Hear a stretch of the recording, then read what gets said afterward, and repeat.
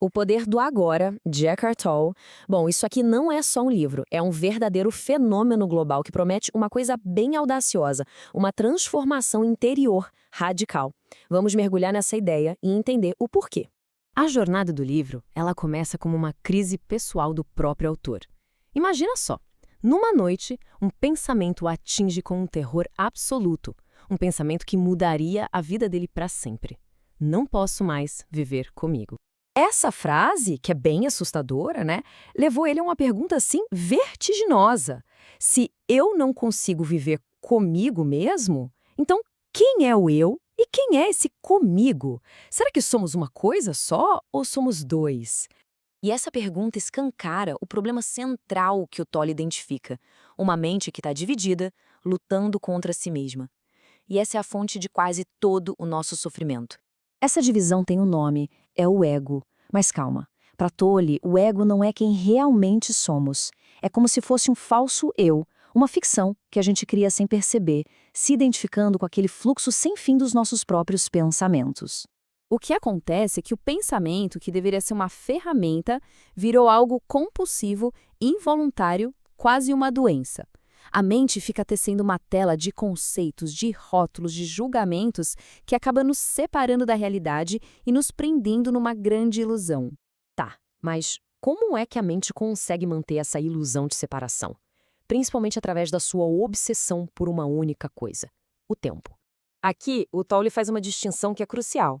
De um lado, a gente tem o tempo do relógio. É a ferramenta prática, né? Aquela que a gente usa para marcar compromissos, para se organizar na vida. Do outro lado, existe o tempo psicológico, e isso ele chama de doença. É a compulsão de viver no passado, remoendo culpas, ou no futuro, gerando ansiedade, sempre fugindo do único momento que, de fato, existe. Bom, se esse é o problema, qual seria a solução? O Tolle apresenta a resposta com uma parábola muito poderosa, e ela mostra que a resposta está o tempo todo bem debaixo do nosso nariz. A história é mais ou menos assim. Por mais de 30 anos, um mendigo ficou sentado no mesmo lugar, pedindo esmolas, sempre apoiado numa caixa velha toda empoeirada. Aí, um belo dia, um estranho passou por ali. Mas, em vez de dar uma moeda, ele fez uma pergunta que ia mudar tudo. Você já deu uma olhada no que tem dentro dessa caixa aí? Meio hesitante, o mendigo finalmente conseguiu abrir a caixa. E, para surpresa dele, ela estava abarrotada de ouro. Ele passou décadas mendigando, sentado em cima de uma fortuna que ele nem sabia que existia. E essa é a grande metáfora da condição humana.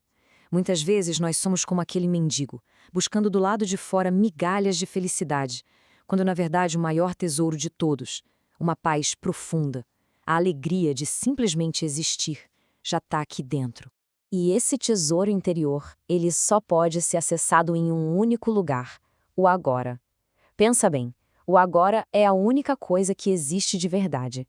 O passado é sua memória, o futuro é sua projeção. Toda a nossa vida acontece sem exceção no agora. Ok, então se o tesouro está no agora, como é que a gente faz para acessá-lo? O Tolle nos dá uma técnica fundamental para a gente conseguir escapar dessa tirania da mente. A prática é, na verdade, bem simples. Comece a observar o pensador. O que isso quer dizer? Comece a ouvir a voz na sua cabeça como se fosse a voz de outra pessoa, sem julgar, sem se envolver, apenas testemunhe. Quando a gente faz isso, a gente começa a perceber que não somos a voz, nós somos a consciência que observa a voz. E essa percepção é o começo da liberdade. Isso pode ser feito em qualquer atividade do dia a dia. Ao lavar as mãos, por exemplo, sinta a água, o cheiro do sabonete. Ao subir as escadas, sinta cada passo, cada movimento. Ao entrar no carro, antes de dar a partida, só pare por alguns segundos e observe a sua respiração. A grande sacada é transformar essas tarefas que a gente faz no automático em portais para a presença. E qual é o resultado de viver assim a partir da presença e não do pensamento constante? É o que muitas traduções chamam de iluminação. A palavra iluminação pode soar como algo grandioso, distante, mas Buda definiu de uma forma muito direta. É, simplesmente, o fim do sofrimento. Ou seja, não é uma conquista sobre-humana, mas sim o nosso estado natural quando a gente se liberta da dor que a nossa própria mente cria. Estar livre da mente não significa se tornar um ser apático, muito pelo contrário. É justamente quando a gente consegue se elevar acima do pensamento compulsivo que a verdadeira criatividade, o amor, a alegria e uma paz profunda podem finalmente emergir, vindo de dentro de nós. E aqui fica uma reflexão final. E se o próximo passo na evolução da humanidade não for pensar mais e de forma mais complexa, mas sim desenvolver a habilidade de transcender o pensamento e simplesmente estar presente?